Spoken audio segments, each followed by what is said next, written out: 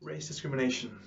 It's often subtle, it's often indirect, and in any event, the lasting mark that it leaves on the victim can be quite long-lasting.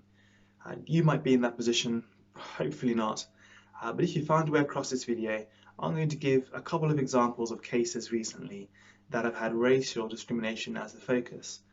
Now, unlike my earlier comment, in these two cases, one instance was indirect discrimination and the other was quite blatant, but I'm going to share these cases with you to illustrate how the Employment Tribunal goes about the way of thinking and coming to their judgments on the matter. The first one is one of Mr. Patel, and he brought a claim against the Home Office. In this particular example of the case I'm about to share, Mr. Patel had applied for a job as an immigration liaison officer, and he would have been posted out into the New Delhi office. Now, he actually had been very successful in his interview, so much so that he got the job.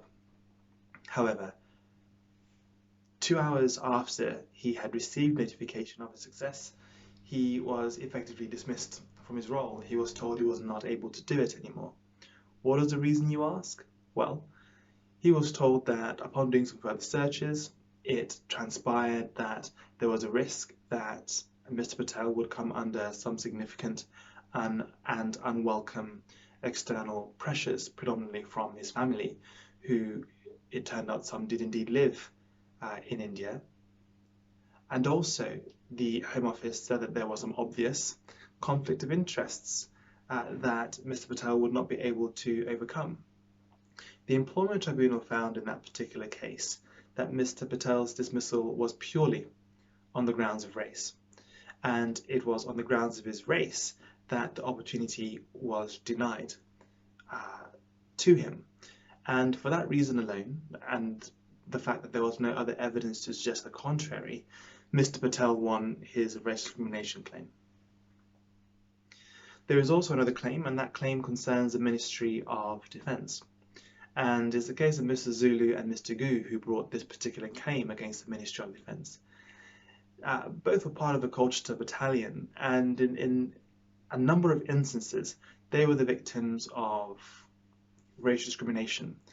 One of the most blatant acts that took place was there were a couple of photos of the gentleman there, and the other colleagues had sprayed some Nazi-related paraphernalia all over the photos, and there were some racial comments as well which were put on there which were quite clearly geared towards creating an abusive, a humiliating and unwelcoming environment for the claimants.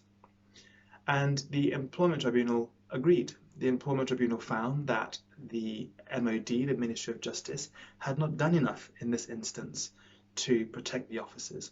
And more so, it didn't seem to be the case that any disciplinary action was taken against the officers in question, nor was there any real investigation that went to get to the bottom of these particular issues that happened.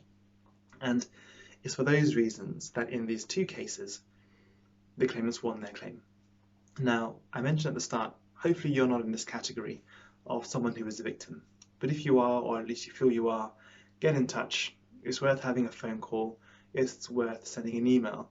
And we can scope out in a fixed fee consultation what your possible options are, what the merit of those options is, and you can make an informed decision from there. You're welcome to get in touch. I'll be on your side.